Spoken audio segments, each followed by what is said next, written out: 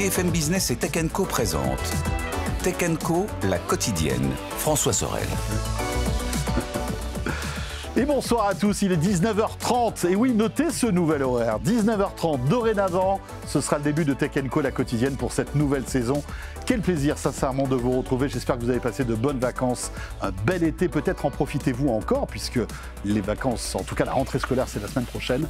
Voilà, Tech Co, la quotidienne, dorénavant du lundi au jeudi. On est là en direct, radio-télé, de 19h30 à 21h. Notez ce nouvel horaire donc. Avec au sommaire donc pour cette première de cette rentrée, eh bien, on va revenir sur les gros faits d'actualité tech de ces derniers jours et de cet été avec l'État américain, et là on l'a appris il y a quelques heures, qui arrive au capital d'Intel, 10%. C'est la volonté de Donald Trump, on va décortiquer tout ça. On reviendra aussi sur le lancement du mois d'août de GPT-5, un lancement qui a été quand même, allez, on va dire chaotique. Sam Altman n'a pas tout réussi dans cette histoire. Et puis on évoquera le futur, un futur proche, avec Apple qui dans quelques jours va annoncer le nouvel iPhone 17. Vous verrez que l'actualité Apple est très riche puisque on parle même de l'arrivée de Gemini, vous le savez, l'intelligence artificielle de Google, dans Siri d'Apple. Voilà, on va tout vous expliquer tout au long de cette émission. Un grand merci d'être là et bienvenue à vous toutes et à vous tous. Tech Co, la quotidienne, le débrief de la tech.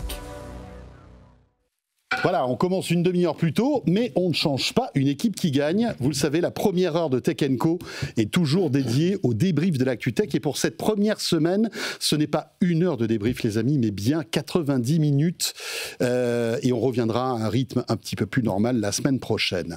Avec ce soir donc, pour commenter l'actu de ces derniers jours et de cet été, Cédric Ingrand est avec nous. Salut Cédric. Salut François. Heureux de te retrouver. J'espère que tu as passé de bonnes vacances. Tu as de si bonnes mines. La caméra ne te rend pas justice. Oui, c'est vrai. D'ailleurs, ils ont été obligés de baisser le contraste. Évidemment. Tu vois, même à la radio, pour te dire. Les filtres. Cédric est un peu moins bronzé quand même, mais tout va bien. La Bretagne versus la Corse. Voilà, c'est ça, exactement. Cédric est un grand directeur général de Heavyweight Studio et auparavant journaliste tech au groupe TF1. À tes côtés, eh bien, c'est Yves Maître. Salut Yves. Bonsoir. Voilà, Yves, la classe. Le bronzage parfait, et qui, vous le savez, commente avec beaucoup de passion et de précision l'actualité tech depuis combien de temps maintenant dans Tech Co, Yves ? Ça fait bon 2 ans. Oh, un bon 2 ans quand même. Hein. Ouais, rappelons voilà, ton parcours hein, pour tous ceux qui ne te connaîtraient pas. Tu as travaillé chez Orange, tu as été le patron d'HTC, et tu as bossé dans plein de boîtes américaines et tu es un fin connaisseur de tous ces rouages de l'actualité tech qu'on aime bien décortiquer tous les soirs. Et puis bien sûr Frédéric Simotel, dont c'est le grand retour. Salut Fred. Salut à tous, salut François. Voilà, très heureux de vous retrouver donc pour commenter cette actu. Et on va commencer tout de suite par ce coup de tonnerre chez Intel. L'État américain entre au capital de l'entreprise. C'est vendredi soir que Donald Trump a annoncé que le fondeur américain avait accepté donc de céder 10% de ses actions en échange de subventions passées et à venir. Le président américain a donc réussi à faire plier Lip Buntan, qui, vous le savez, le nouveau patron d'Intel, qui avait été d'ailleurs un petit peu molesté par Trump il y a quelques semaines de cela. Les explications tout de suite d'Étienne Braque. C'était ce matin dans Good Morning Business et après, bien sûr, on analyse tout ça.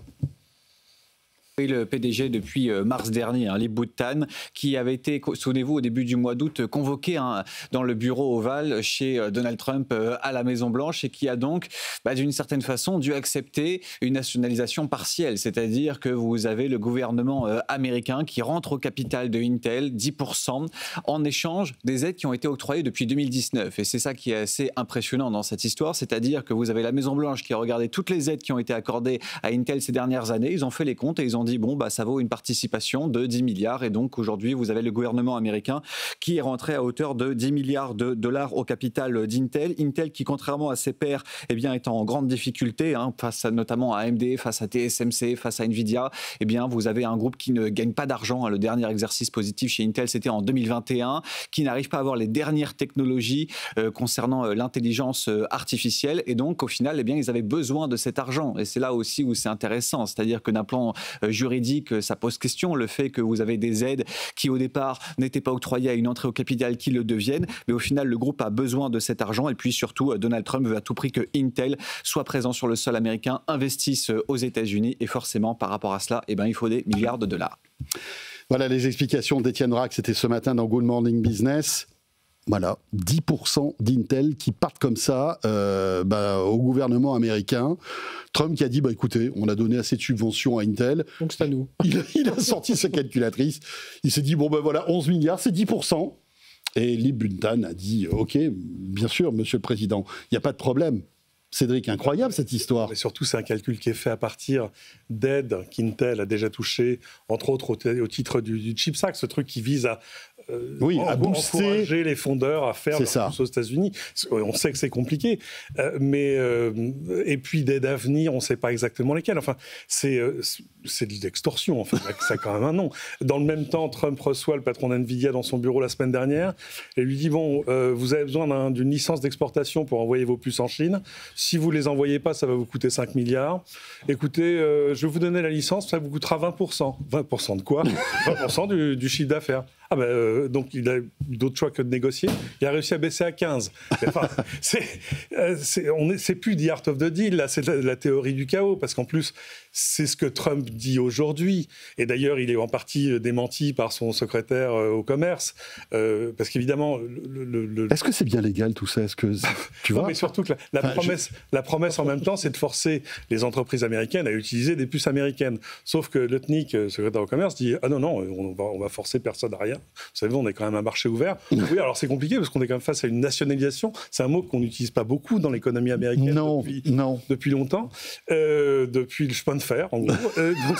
Enfin voilà, tout ça c'est trumpien. Donc c'est la théorie du chaos absolu. D'autant que ça peut changer, évidemment, et d'autant qu'on n'en connaît pas tout le bout de la légalité, tous les problèmes de gouvernance que ça peut poser. Enfin, c'est concurrence avec les concurrents qui vont dire pourquoi ils ont le droit à ce soutien de l'État. Exactement. Non, mais on n'a pas fini, on n'est pas au bout de l'histoire. Et tout ça, de toute façon, dans un contexte politique américain, où regardez sur les tarifs douaniers, où tout change d'une semaine sur l'autre, tout est repoussé d'un mois, de 2 mois. Peut-être que ça va peut-être se faire. La question, c'est qu'est-ce qu'a gagné le gouvernement américain à prendre 10% d'Intel, qui est une boîte, on le sait, qui est, pour rester poli, en convalescence, voilà, pour pas dramatiser le truc. Qu'est-ce que tu en penses, Yves? D'abord, il y a en effet l'aspect... qualifié d'assez curieux, pour rester poli. Pour rester dans le ton des vacances. Oui, voilà, c'est ça, exactement. Assez curieux ou atypique, voilà, donc on peut en parler pendant des heures, mais tu as très bien décrit avec un brin d'humour aussi qui était plutôt sympathique.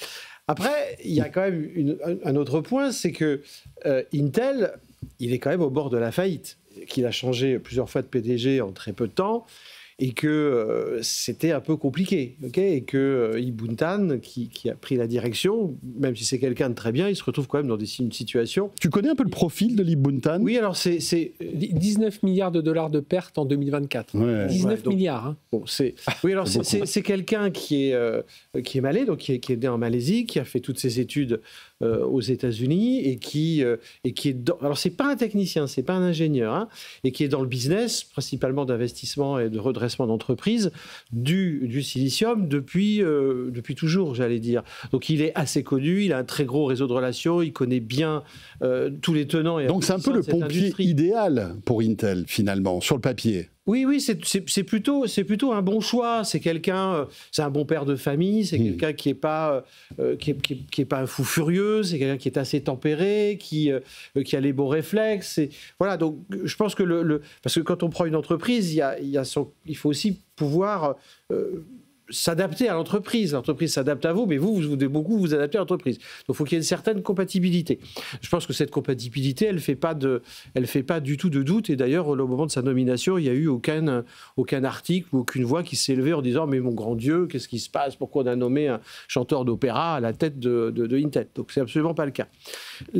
Après... Il a été critiqué par Donald Trump parce qu'il a fait des investissements en Chine. On a vu ça au début de l'été. Ça, c'était le début du feuilleton où tout le monde se disait « Ouh, Lee Buntan va sauter d'Intel ». Mais c'était très, très, très compliqué qu'il dégage puisqu'il venait d'être nommé. Et là, ça aurait vraiment perturbé les choses de manière fondamentale.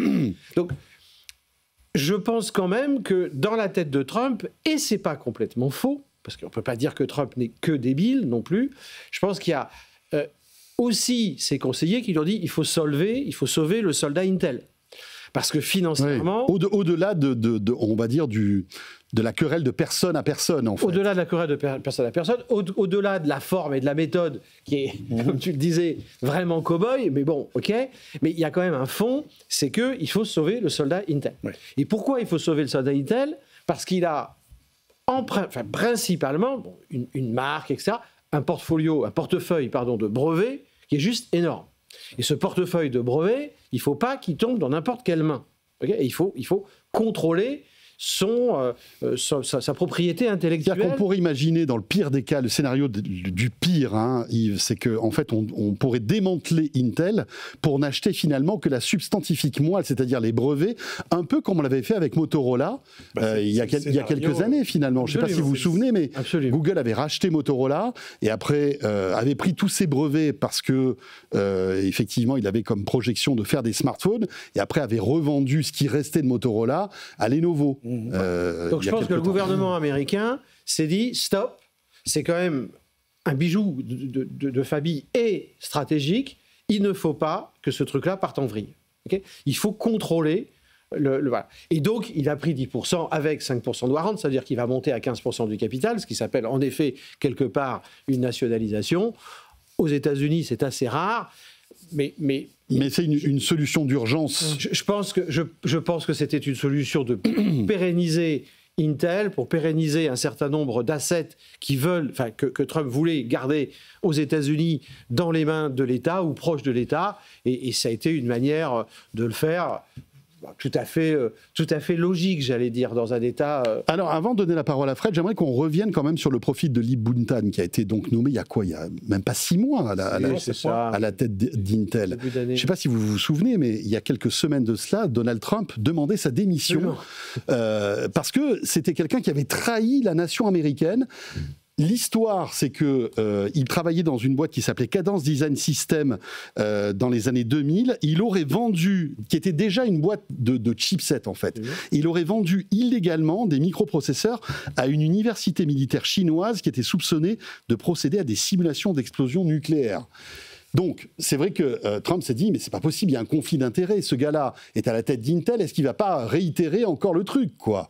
Si je puis me permettre, l'entreprise Trump a quand même été sauvé par des fonds soviétiques, russes. Ça a été démontré, et d'ailleurs, il ne l'a jamais nié. Oui. Il y a aussi des partis politiques, comme ça. Et puis cette histoire chinoise, elle a 20 ans. Elle a 20 ans, donc à un moment donné, quand on a besoin d'argent, on trouve l'argent où il est pour survivre. Et c'est ça qui est intéressant, c'est que donc Lee Buntan a rencontré Trump, et Trump a déclaré après la rencontre avec Lee Buntan, c'était une conversation très intéressante. Et ça, il dit ça tout le temps. Il dit ça tout le temps. Mais en tout cas, la menace de l'implosion d'Intel et du licenciement de Lee Buntan, visiblement, a été écartée. Et puis, il y a plusieurs choses, je disais, dans la presse US là, cet été. Il faut voir aussi que Donald Trump, il a une vision assez, même s'il est forcément intelligent, faut quand même pas, il n'est pas arrivé là par hasard, mais il a une vision de l'Asie, les Chinois. Oui. C'est-à-dire, pour lui, un Malaisien, un Singapourien, un Coréen, c'est un ami du Chinois. Non, mais c'est un peu dur à dire comme ça, mais c'est un peu ça dans sa tête. Alors que demander à un Singapourien de collaborer avec des Chinois, demander à un Japonais ou un Taïwanais avec les Chinois. Tu as travaillé chez HTC. Ou des Malais de travail avec les Chinois, c'est pas aussi évident. Non, moi je regardais aussi, et là, à l'instant, la presse US qui disait, est-ce que c'est vraiment pour... est-ce que Intel reste un fournisseur de technologie ou est-ce que c'est un outil politique ? Parce que non, mais il y a ça aussi, cette question-là, parce que mettre de l'argent... Alors, encore une fois, on l'a dit, ils récupèrent 10%, ils n'ont pas de vote, ils n'ont pas de siège au conseil d'administration, ils n'ont pas de vote... Donc c'est un actionnaire dormant, on va dire. Voilà, c'est un actionnaire dormant, ils ont une capacité, ils leur fournissent un soutien financier, c'est clair, cet argent-là, ils ne vont pas venir le récupérer, mais sans dilution des capacités de décision, quoi. Ce n'est pas eux qui vont venir... Par contre, peut être sûr qu'il y aura un peu de pression quand même pour leur dire, bon les gars, là il y en a d'autres qui sont en train de Frédéric, arrête avec ton Pentium MMX. Moi j'aime bien Frédéric. Sans capacité de décision, Tu peux venir dans mon bureau, Limboudin, Voilà, sinon je te dire. Tu sais quoi, je vais nationaliser ton truc, mais je t'embêterai pas tous les jours, en fait. Et juste la nuit. Juste une fois. Moi, je pense qu'il y a aussi cet aspect outil politique. Pour Trump, c'est aussi une façon de montrer au pays. Regardez Intel, vous connaissez tous Intel, vous avez tous de Intel chez vous. C'est un peu nous, l'Amérique, aujourd'hui. Ça y est, c'est mon premier. Et là, il avait une bonne opportunité pour montrer tout ça. Donc, il faut le voir aussi de ce côté-là. Après, les enjeux, tu demandais les enjeux pour chacun. Pour Intel, évidemment, du soutien financier, ce qui le fait un peu respirer. Après, on ne sait pas si ça permettra d'avoir ce démantèlement. Quand on dit démantèlement, aujourd'hui, on imaginait deux parties, la partie fabrication, la partie design. Après, l'enjeu pour le gouvernement américain, c'est d'avoir une certaine... On parle beaucoup de souveraineté technologique, les Américains, ils en sont là aussi. Donc, c'est protéger un peu leur supply chain. C'est pouvoir pousser un peu, comme tu dis, on appelle dans le bureau, tiens, tes recherches, tu devrais les pousser un peu vers là, orienter ces choses-là. Donc, il y a une volonté aussi d'activisme aussi, économique et technologique. Et puis, pour les clients d'Intel, c'est quand même intéressant de se dire, tiens, finalement, Intel qui est encore moribond, tiens, si le gouvernement est derrière, peut-être que ça va donner confiance à d'autres industriels de se dire, tiens, on se posait des questions sur Intel, aller vers Qualcomm, aller vers d'autres. Oui, mais le problème, Fred, c'est même pas ça, c'est qu'aujourd'hui, Intel n'a même pas de produits à vendre compétitifs par rapport à Nvidia. Non, tu peux pas dire ça. Non, mais je parle en IA, je parle de l'IA générative. Non, après, bien évidemment. À Computex 25, ils ont annoncé des choses en IA qui ne sont pas mauvaises. D'accord, mais ils ne sont pas au niveau de Nvidia. Oui, mais tout le monde n'a pas besoin de Nvidia. Dans les bois pour autant. Tout le monde n'a pas besoin de Nvidia. Du Nvidia, forcément. Pour moi, Intel, c'est l'inventeur du silicium, l'inventeur du monde moderne, du monde digital, avec un langage qui s'appelle x86. Tous les étudiants du monde entier, pendant des années et des années et des années, ont appris à coder sur de l'Intel, sur du x86. Donc, le fait d'avoir le langage premier, quelque part, du monde du silicium, c'est une valeur énorme. Le deuxième, c'est ARM. ARM a été racheté par SoftBank. On ne sait pas ce qu'il y avait chez Intel, mais il fallait trouver de l'argent. Est-ce que quelqu'un s'est pas dit à un moment donné, tiens, et si on vendait les licences de x86 ou licencier quelque part à un certain nombre de personnes, comme ils l'ont fait sur AMD, au demeurant, qui n'aurait pas devant. Petite parenthèse, x86, c'est l'environnement Windows, par exemple. C'est l'environnement, mais c'est surtout... Pour qu'on comprenne bien. Mais c'est surtout, et c'est ça qu'il faut, parce que c'est vrai qu'on a Intel, on voit Intel par rapport à nos PC, mais c'est surtout tout ce qu'il y a dans les serveurs non AI. AWS, Azure, Google, etc. C'est énorme ce que ça représente. Évidemment, ils en vendent moins que des PC, parce que chacun n'a pas chez soi un cloud dans son jardin ou dans sa salle de bain. Sauf Cédric. Mais bon, c'est dans la cave. Voilà. Bon, il y en a qui mettent autre chose dans leur cave, mais bon, ils préfèrent mettre du cloud. Il a quelques bouteilles aussi. Et l'abus est interdit, etc. Et tu parles de ça, mais toute la partie cybersécurité aussi. Toute la cybersécurité aujourd'hui dans le monde est bâtie sur du x86. Non, mais d'accord, ok, très bien. Non, mais tu vois, le marché. Oui, mais ça peut rassurer ceux qui commencent à se poser des questions. Oui, mais si Intel est moribond, là, tu vois ça peut peut-être rassurer. Mais ils ont raté quand même le virage du mobile. Oui. Mais, ok. Oui. De la 4G, de la 5G. Ils ont raté le virage de l'IA. Absolument. Oui. Ok. Absolument. Ils sont dans une situation inconfortable. Ils sont dans le bac à sable. Oui. Et encore une fois, je ne sais pas si, vous êtes sans doute au courant que aujourd'hui, vous allez à la Fnac ou chez Darty, vous pouvez acheter des PC sous Windows avec des processeurs ARM fabriqués par Qualcomm. Bien sûr. Donc, bien sûr. Intel qui avait son précaré, qui était, on va dire, l'ultra leader avec quelque part de marché les AMD sur le marché du PC, se retrouve, après avoir perdu Apple d'ailleurs, au passage, se retrouve aujourd'hui attaqué sur son marché, on va dire, historique. Qui était le PC. François, donc, je veux dire, François, s'ils étaient en super bonne santé, le gouvernement ne les aurait pas rachetés. Non, ce que je veux dire par là, c'est ne se poserait pas. Donc c'est en effet parce qu'ils sont en mauvaise santé qu'il fallait prendre des mesures. Et on a demandé à quelqu'un d'étudier des mesures, et j'imagine que le conseil d'administration fait partie des gens qui regardent les solutions. À la fin, ce qu'on constate, c'est que n'étant pas initié à ces discussions, ce qu'on constate, c'est que l'État décide de nationaliser. Et quand on me dit l'État décide de nationaliser, la méthode avec laquelle c'est fait est pour le moins surprenante et plus du domaine de Disneyland que du domaine de la Silicon Valley. Cela étant, il y a des raisons, et les raisons, elles sont liées à des actifs principalement de propriété intellectuelle, et aussi tout un écosystème, et enfin tout ce qu'il y a dans le cloud, c'est pas uniquement le PC. Il y en a deux qui regardent quand même la situation de très près. C'est TSMC et Micron. Ouais. Pourquoi ? Parce que, évidemment, on dit, et ça va être pareil pour nous, on leur dit non. Si vous continuez vos investissements aux États-Unis. Donc il y a quand même un côté punitif dans l'histoire. 200 milliards, ils vont mettre Micron aux États-Unis. Hein. Oui, alors il y a beaucoup d'annonces, c'est comme les 500 milliards d'Apple. Mais ils s'engagent aux 200 milliards. Et surtout, le problème, c'est quand même, on est face à des industriels qui sont forcés de faire des choix d'industriels à des politiques d'investissement sur 5 ans, sur 10 ans, sur 15 ans. Qui n'ont pas la même, on va dire, la même échelle que la durée de pouvoir de ces personnes. C'est pas une start-up, c'est même pas un méta qui peut presque faire un virage sur l'aile en un an. Non, c'est pas... Non, il n'y a pas de virage sur l'aile. Aux États-Unis, Intel a 17 usines, a 17 fabs. Ils en ont aussi un peu à l'étranger. Mais tout ça, c'est des plans d'investissement où on sait exactement ce qu'est la rentabilité. Le problème, c'est qu'évidemment, ça s'accommode pas d'un truc où les choses changent d'une semaine sur l'autre, où tu es dans le bureau du président, le président te dit quelque chose, tu sors, le secrétaire au commerce te dit non, c'est pas ça qu'il voulait dire. mais attendez les gars, t'imagines le CEO qui va voir son conseil d'administration pour en disant écoutez, alors voilà ce que j'ai cru comprendre. Non, c'est quand même compliqué. Mais ça, je pense que c'est un vrai souci pour l'ensemble de l'écosystème. Pour tout l'écosystème. Que ce soit Intel, TSMC, que ce soit Nvidia, 15%, 20%, tu as le droit d'exporter, tu n'as pas le droit d'exporter. Quand on est dans le monde du silicium, c'est un monde à long terme. Ce sont des investissements à 2, 3, 4, 5 ans. Minimum. C'est-à-dire qu'aujourd'hui, on imagine la puce qu'il y aura dans 5 ans. Aujourd'hui, l'iPhone 19, qui va être annoncé, on en parlera tout à l'heure, a une puce. La puce le 17. Il y a une puce à 19. Cela dit, la puce du 19, elle doit exister déjà. C'est ce que j'allais dire, c'est pour ça que j'ai fait un lapsus dans les dates. La puce du 19, elle a déjà été lancée. Parce qu'il n'y a pas d'autre moyen. Donc, les chercheurs de chez Apple, les patrons, les responsables du marketing savent déjà les éléments fondamentaux de l'iPhone. Et dans le silicium, c'est minimum 2 ans avant. Il y a une latence, en fait, une inertie. Et puis c'est ce gros souci dans cet univers-là d'agilité. Et puis même la structure, tu vois, pour voir Nvidia, ils ont une structure complètement différente qui est très aplatie. Il n'y a pas beaucoup de hiérarchie.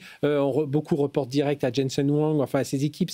Il laisse assez libre les projets. Intel, tu vois, l'agilité managériale d'Intel, c'est ça qui a un peu plombé la boîte aussi, parce que le temps que ça bouge, tu vois, là aujourd'hui, il faut se dire, tiens, tu vois, Intel avait racheté Mobileye pour les véhicules autonomes. Ils avaient racheté ça en plus 16 ou 17 milliards. Ça en est où aujourd'hui ? Alors on entend de temps en temps, oui, Mobileye, voilà, ils ont fait ça. Mais aujourd'hui, ils ont un souci d'agilité, et avoir Libutan, c'est très bien, parce que c'est, comme tu l'as dit, c'est pas forcément un ingénieur, c'est le gars qu'il faut en ce moment, mais derrière, est-ce qu'ils ont aussi les bonnes personnes qui vont leur dire, écoute, réfléchissons à 2 ans, mais réfléchissons même à 18 mois.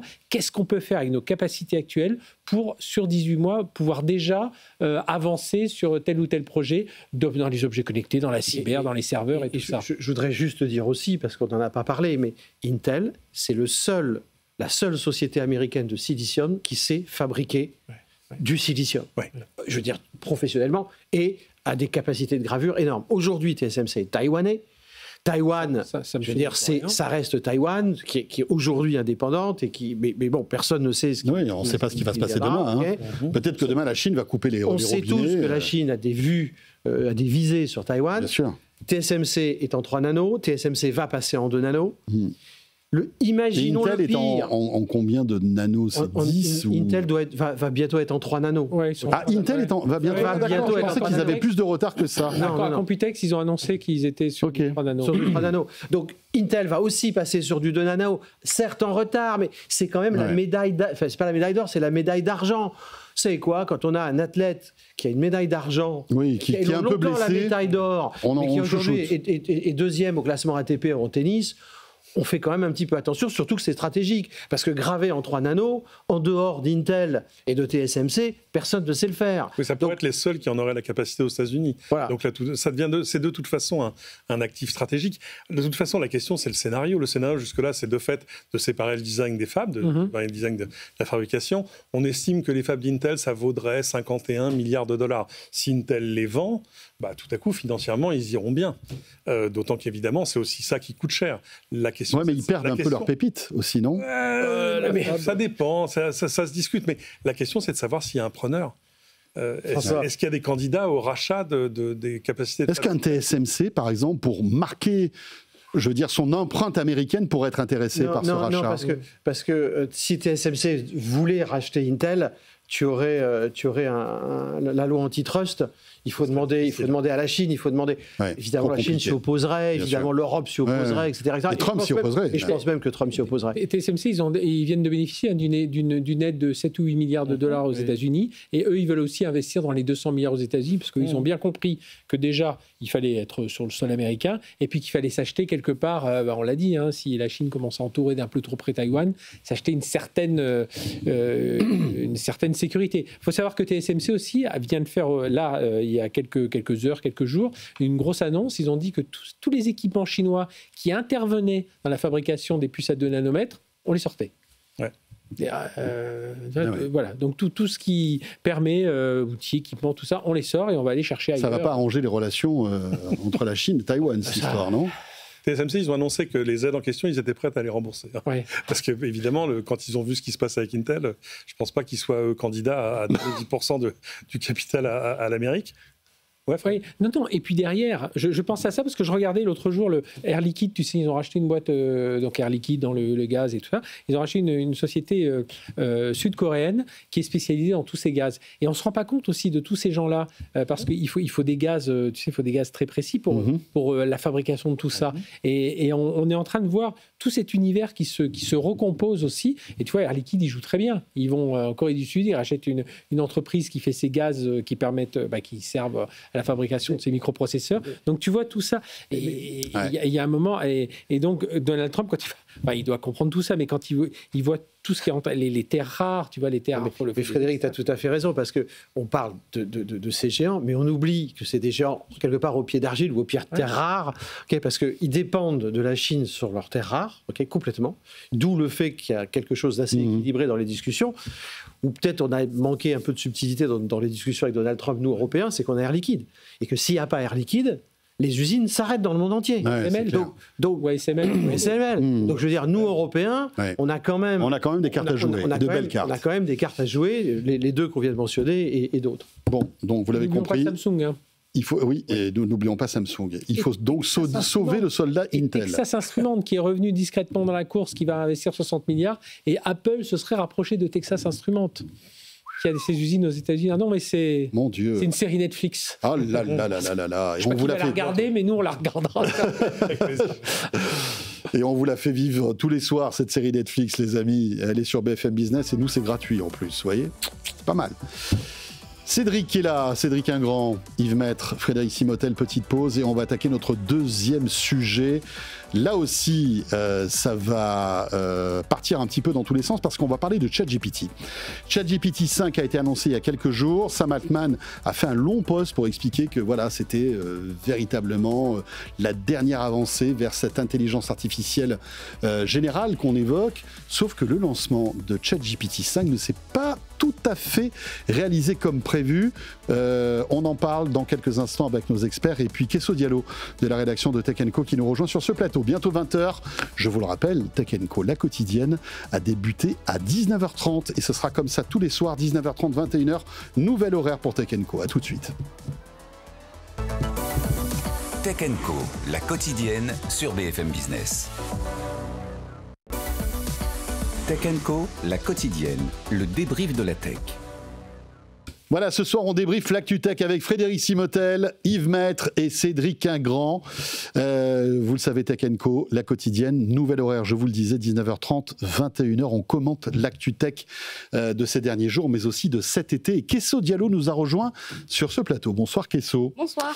Alors ce soir, tu vas nous parler de GPT-5, donc le nouveau modèle d'IA d'OpenAI, qui a connu, c'est vrai, des débuts difficiles. Oui, très difficile. Il a été lancé en grande pompe le 7 août. Ce modèle, il a été présenté comme plus rapide, plus intelligent, plus fiable. D'après OpenAI, c'est comme un professeur dans votre poche et il peut même vous aider à comprendre vos résultats médicaux. Mais pourtant, il a fait l'objet de beaucoup de critiques. Déjà, les utilisateurs, ils ont été déçus de ses performances. Ils l'ont trouvé moins intelligent par rapport à d'autres modèles. Et aussi plus froid par rapport à un modèle qu'ils appréciaient beaucoup, GPT-4o. Oui, parce que OpenAI a débranché ce modèle avec le lancement de GPT-5. C'est ça aussi qui a perturbé tout le monde. Oui. Je ne sais pas si tu t'en souviens, mais en février, OpenAI avait annoncé qu'ils allaient faire un peu de ménage, simplifier l'usage de ChatGPT. Et ils ont profité du lancement justement de GPT-5 pour le faire.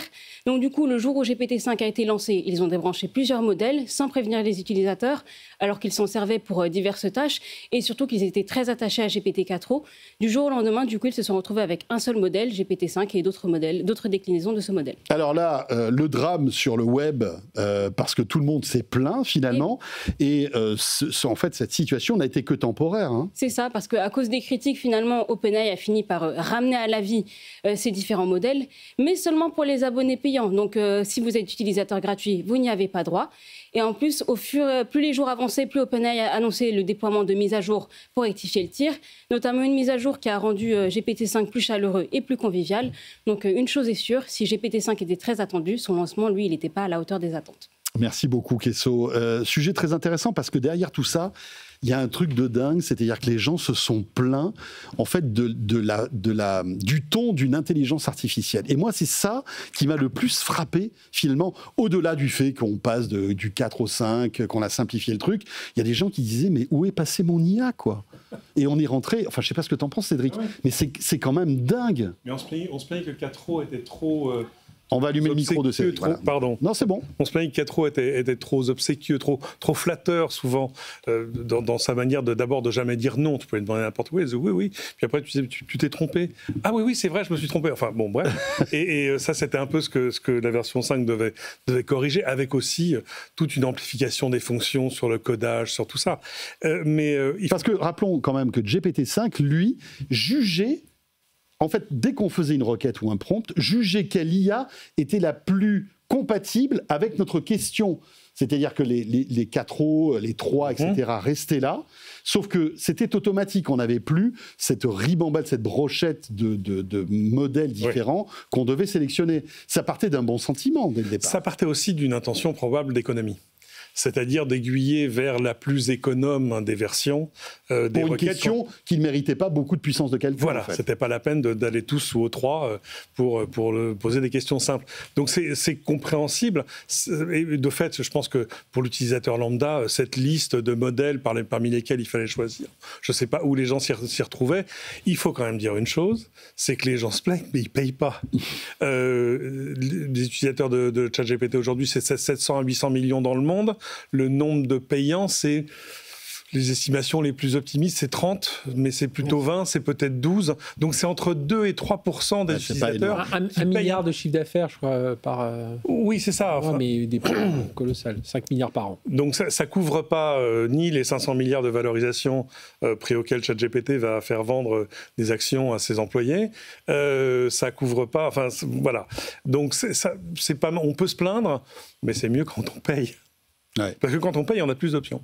Oui, mais voilà. Je ne sais pas si... Alors, moi, je suis un utilisateur à la fois sur mon PC, j'ai du payant, parfois sur mon iPhone, j'ai du gratuit, mais je trouve que même la version gratuite est très généreuse, parce que je ne sais pas combien de requêtes il faut que tu fasses pour qu'après, on te downgrade et que tu passes dans un mode qui est moins performant, mais même le mode moins performant est performant, finalement. Et pour des requêtes, on va dire, quotidiennes, le modèle gratuit suffit amplement. Mais largement. Et on se dit, est-ce que finalement, OpenAI n'est pas trop généreux dans son offre gratuite pour pousser les gens, comme tu le disais, à passer à la version payante et augmenter ses 20 ou 30 millions d'abonnés payants, quoi. Ouais. Non, c'est très compréhensible. C'est comme si tu avais Spotify sans payer et que tu disais non, mais j'ai pas assez de choix dans la musique. Oui, voilà. Ouais, c'est ça. Et au lieu d'avoir 100 millions de titres, t'en as 80, quoi. Donc, tu te dis, ouais, ok. Voilà. Yves, ton point de vue sur ce lancement? Alors, pourtant, Sam Altman est monté lui-même au créneau, c'est lui qui a communiqué là-dessus, on sentait qu'il était fier de ce GPT-5, qui est très prometteur, et qui progresse d'ailleurs. Il y a un truc qui est très intéressant sur GPT-5, c'est que pour la première fois, une IA générative vous dit « je n'ai pas la réponse ». Oui. Ça, c'est quand même incroyable. Et c'est quand même une avancée assez impressionnante, parce que il arrive, alors pas tout le temps, mais au lieu de partir dans des hallucinations, il arrive à détecter qu'il n'arrive pas à avoir la réponse et il le dit. Alors qu'avant, il ne le disait pas, il racontait n'importe quoi. Yves. Alors, on peut parler de GPT-5 et on est là pour en parler, mais il n'est pas tout seul. Il y a un écosystème, il y a un environnement autour de lui. Et dans cet environnement, dans la même période de temps, il y a Gemini 2.5 qui a sorti sa version haut de gamme. DeepSeek. Et puis il y a DeepSeek qui lui aussi a fait un refresh, le premier 3.1, le premier significatif depuis qu'il est sorti. Et honnêtement, c'est quand même des acteurs du peloton de tête, on va dire ça comme ça. Donc, à ton avis, c'est vraiment les trois premiers? Non, il y a Anthropic, il y a Meta aussi. Il y a Llama, oui, c'est voilà, ça. Ok. Et un peu derrière, il y a Mistral qui est pas décroché, mais bon, je veux dire, voilà, les lacets d'Alpe d'Huez, ça commence à fatiguer quand on en est au 4-5e, mais il reste encore quelques-uns pour arriver en haut. Bon, donc on voit qu'il y a cette compétition. Il y a eu plusieurs phénomènes. D'abord, je pense que Sam Altman, c'est celui qui s'exprime le plus et le plus fortement sur l'intelligence générale. Okay, c'est-à-dire de dire, il y a une intelligence suprême, au-delà de l'intelligence humaine, au-delà de ce qu'on se connaît dans l'intelligence artificielle, qui est l'intelligence générale. Et il nous bassine tellement avec ça, il nous a fait tellement penser que la version 5 allait vraiment s'approcher, sans y être, mais vraiment faire un bond, que quand on l'a vu, bof, quoi. Il y a une petite déception. Il n'avait jamais dit que ce serait ça, mais on va dire qu'il y avait eu un espèce d'emballement bien sûr, et ce psychologique, fantasme qui fait qu'on s'y attendait. Et non, il n'y a pas eu de gap. Cela dit, il n'a jamais dit que GPT-5 était l'aboutissement de l'IA générative. Enfin, il a quand même dit ce sera un grand pas. Au niveau d'un doctorant, quand on dit qu'on est au niveau d'un doctorant multimatière, c'est quand même, je veux dire, personne n'a osé raconter telle affaire. Bon, donc il y a eu une déception parce que son marketing a probablement été too much, était vraiment trop.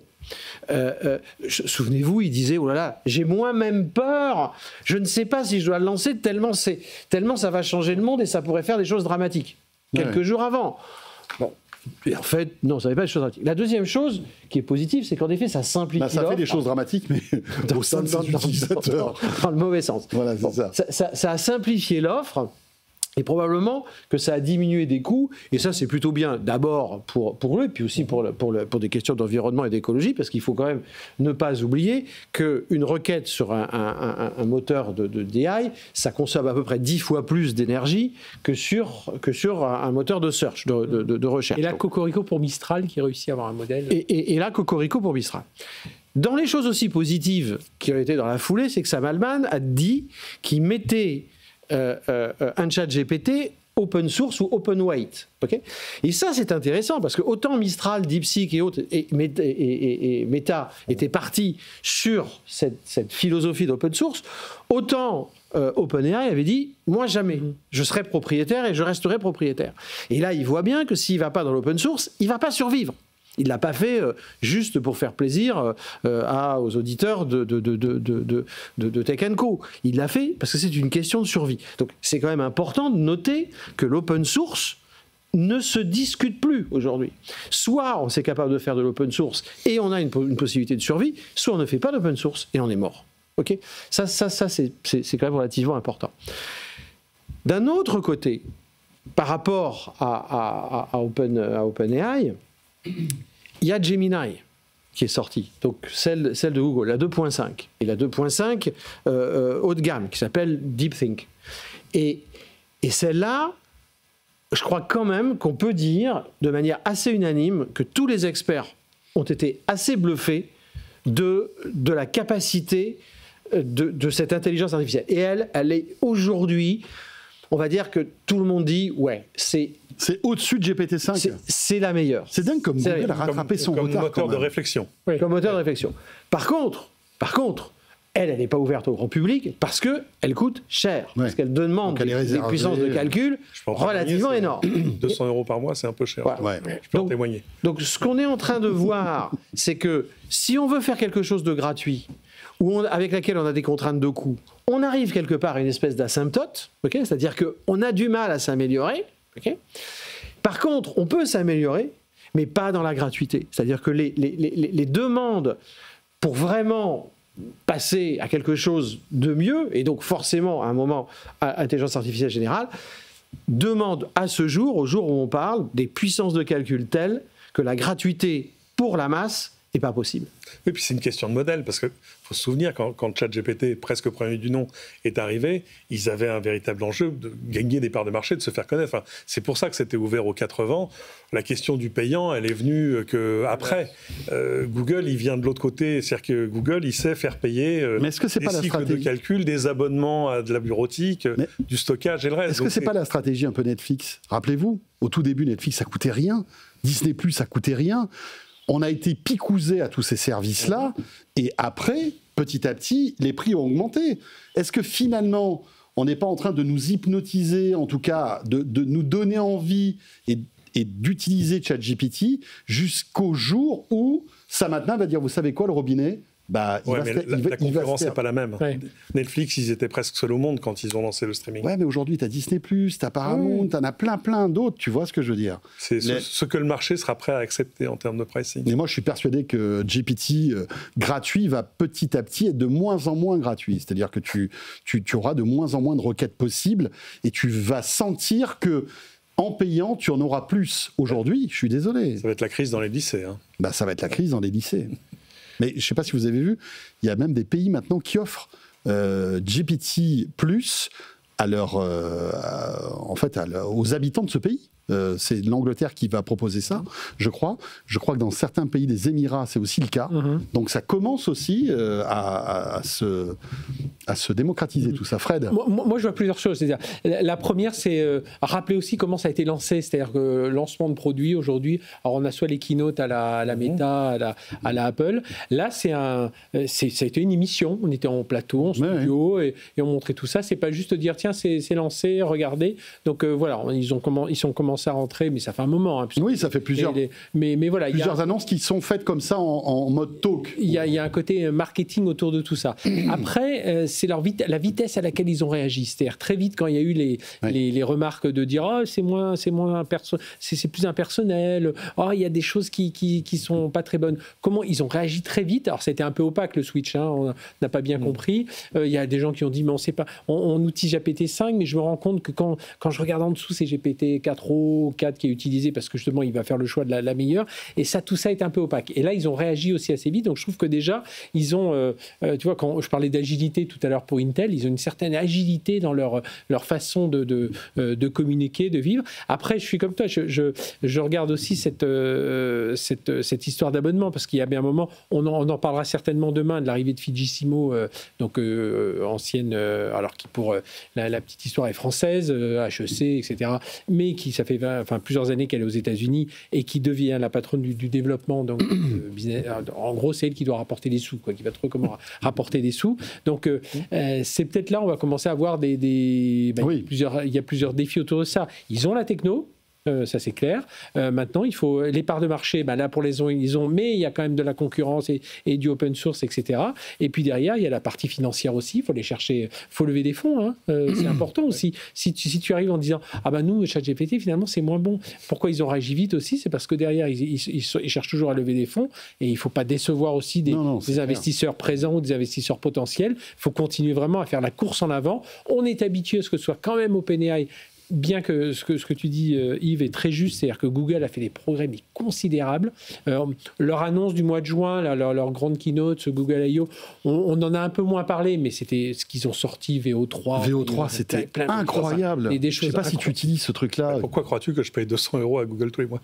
C'est impressionnant. VO3, c'est le moteur de génération de vidéos. Ouais. C'est extraordinaire. C'est incroyable. On est à la limite de... C'est quoi? C'est Arthur C. Clarke, tu sais, qui disait toute technologie suffisamment avancée est difficile à distinguer de la magie. Ça y est, on y est. C'est magique. C'est magique. Et quand on dit Gemini 2.5, c'est ça. Et les gens disent, mais on se demande déjà ce que va être Gemini 3, quoi. Tu vois, mais voilà, mais OpenAI a quand même ce besoin de rester toujours un peu celui qui mène l'échappée de tête, quoi. Et il a besoin de ça aujourd'hui. Après, faut quand même regarder que dans tous les tests, quand on regarde plusieurs tests, ils sont quand même assez bons dans les capacités de raisonnement brut. Ils sont largement ils sont beaucoup au-dessus des autres. Enfin voilà, c'est quand même un produit. On a reconnu son interface, il y avait des options qui manquaient, tout ça. D'un autre côté performance, ça marchait plutôt bien. Après, il faut vraiment pas oublier cet enjeu technique et puis cet enjeu financier.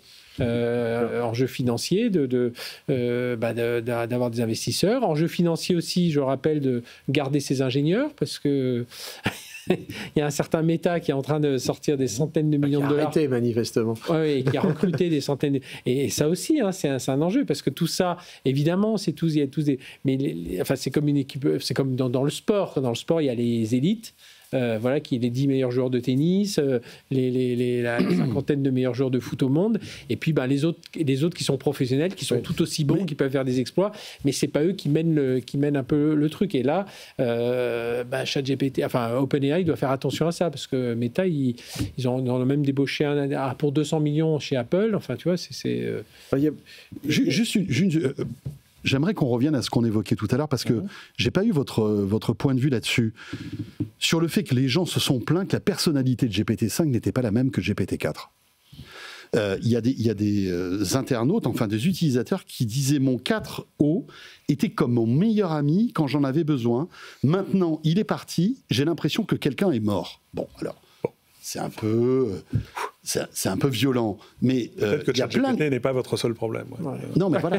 mais est-ce que c'est pas aussi une réflexion nouvelle qu'on ouvre sur la technologie, et le fait de se dire aujourd'hui on a un outil qui doit être capable de comprendre le cerveau humain et d'apporter de l'empathie, de la compréhension, apporter de l'humour, et c'est fou quand même. François, je pense que tu touches un point qui est extrêmement important. Okay, en fait, on est en train de voir que l'intelligence artificielle ou l'agent est en train de devenir un animal de compagnie. Non, mais c'est exactement ça. On parlait de ça en Chine il y a quelques années. Et on se moquait de ça. Des psys mettent déjà en garde. En garde ou... Non, mais je comprends, je veux dire, mais en garde un côté négatif, mais il y a des gens... Non, pas le côté négatif, le côté que l'on s'y habitue, que là, la seule envie, c'est rentrer chez toi pour dire, écoute, on a parlé de ça dans Tech & Co, qu'est-ce que tu en penses? Est-ce que aujourd'hui, je me suis embrouillé avec mon chef de service? Qu'est-ce qu'il faut que je fasse? Frédéric, moi, quand je fais un script, je tape un truc, puis il me répond, et je veux lui dire que je suis pas content ou qu'il faut... Je lui dis « tu ». J'ai pas besoin de dire tu. Et à chaque fois, je me dis, mais comment je m'adresse à lui? Et c'est une question que je me pose. Ouais, je pense tous les jours. Je dis, mais attends, mais t'es idiot d'écrire tu. Ouais, tu peux pas le vous voyez. T'as pas besoin de dire tu t'es trompé. Tu me tutoies plus aujourd'hui? Voilà, c'est exactement ça. Jamais tu dis s'il te plaît. Mais il est capable de te répondre. Il suffit de programmer. Avec Alexa, ou fallait-il être poli avec Alexa? Mais ce que je veux dire, c'est que en fait, ce qui est important de comprendre, c'est que l'outil d'intelligence artificielle, il fait de la statistique, c'est-à-dire qu'il te donne la réponse la plus probable parmi toutes les réponses qu'il a calculées. Bon, ok, c'est la statistique. Mais il n'y a aucun sens, ça n'a pas de sens pour lui ce qu'il répond. Il répond, c'est une équation mathématique, il dit le résultat de l'équation mathématique, c'est ça. Mais il nous l'écrit pour que nous, on y voit un sens. Oui. Et s'il l'écrit bien... tombe dans le panneau. Et on tombe dans le panneau. Donc on projette un sens à quelque chose qui, pour lui, n'a pas de sens. C'est ça la réalité de la chose. Mais s'il ne le fait pas, on va pas l'utiliser. Donc il a obligation de le faire pour que nous, on l'utilise.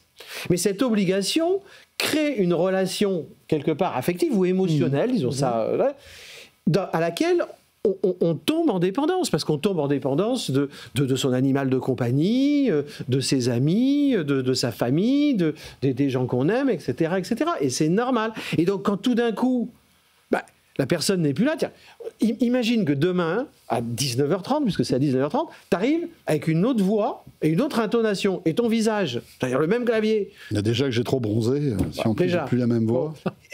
Tes téléspectateurs ou tes auditeurs vont se dire, mais qu'est-ce que c'est que ça? C'est pas notre François Sorel qu'on aimait. Et pourtant, c'est bien le même. Si demain tu devenais méchant. Ça, c'est pas possible. Non, ça, c'est pas possible. Quand on connaît je trouvais intéressant d'évoquer ce sujet-là parce qu'il est totalement inédit.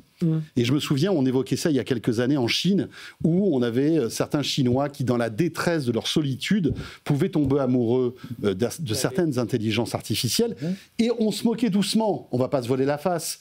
Nous, occidentaux, on se disait... Franchement, il faut vraiment être au 36e dessous. Mais là, ça arrive maintenant chez nous aussi. Mais ça arrive et on va le voir probablement quand on parlera d'Apple. Mais c'est dingue parce que malgré notre intelligence soi-disant supérieure, on tombe dans le panneau. Et il y a des gens qui se sont plaints.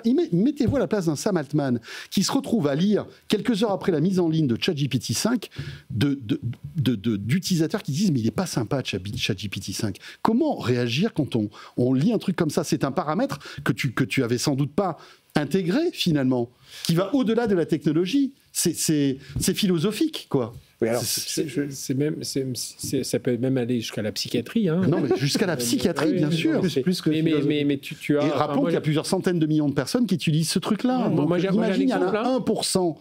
C'est énorme. Moi, j'ai un exemple d'une psy qui a reçu une patiente qui voulait se désintoxiquer de ChatGPT, qui devenait son compagnon de réflexion, mais pour tout un tas de choses, et qui le soir n'avait qu'une seule hâte, c'était rentrer chez soi pour lui poser des questions, lui parler de sa journée, et l'autre répondait alors de façon empathique, lui donnant des solutions parfois, parce que comme il va piocher partout sur Internet, il peut dire tiens, tu devrais prendre plus peut-être du magnésium, je ne sais quoi. Mais comme il va piocher partout, il dit tiens, dépression, du magnésium. Prends-toi un peu d'arsenic, ça va te faire du bien. Tu vois, Donald Trump, il faut prendre notre Javel pendant le Covid. Pourquoi pas? On l'a oublié celle-là. Mais celle-là, là où il fait encore plus fort que tout, c'est qu'il n'est même pas allé sur ChatGPT pour nous sortir ça. C'est ça qui est top.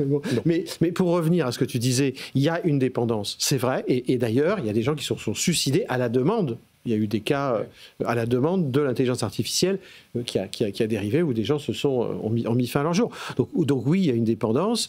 Oui, il faut faire attention. Bon, maintenant, il ne faut pas non plus exagérer le phénomène de dépendance aussi, quoi. Hein, je veux dire.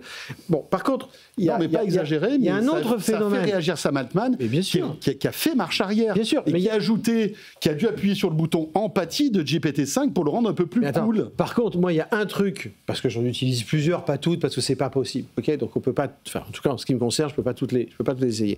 Mais il y a un truc que je remarque, moi, je ne sais pas si vous le remarquez, c'est qu'elles deviennent fadasses. C'est-à-dire que, je veux dire, tout est lissé, le moindre chose, quand on pose une question, c'est « je ne peux pas te répondre là-dessus il faut voir un docteur ». Moi, je trouve que de plus en plus, les intelligences artificielles... Juridiquement, ils sont obligés de se border. Mais oui, il y a une logique derrière. Vous avez des réponses. Là, on lui retrouve que ça devient vraiment... Le pire qui peut arriver à Sam Altman, c'est qu'il se retrouve avec une flopée de gens qui sont suicidés à cause de ChatGPT, tu vois. Il n'y a pas pire pour lui que ça. On est d'accord, ce que je veux dire, c'est que du coup, ça devient assez lisse quand même. Oui, c'est vrai. Ça devient assez lisse. Mais est-ce qu'un jour, il y aura des aspérités? Est-ce qu'on sera assez mature, finalement, pour pouvoir discuter avec une IA qui pourrait nous soutenir des réflexions parfois plus dures, plus fortes, tu vois? C'est ça aussi, c'est intéressant. Peut-être qu'on pourra avoir des petits boutons pour paramétrer un peu plus méchante, un peu plus gentille, un peu plus grave, un peu plus aiguë. Alors, ce sera pas des boutons. Pour plein de fonctions de l'IA, bien sûr. Je veux quelque chose de plus... Mais il faudra à ce moment-là signer peut-être un truc en disant, attention, si vous vous suicidez à cause de l'IA, ça ne sera pas à faute de Sam Altman, ça sera de votre faute.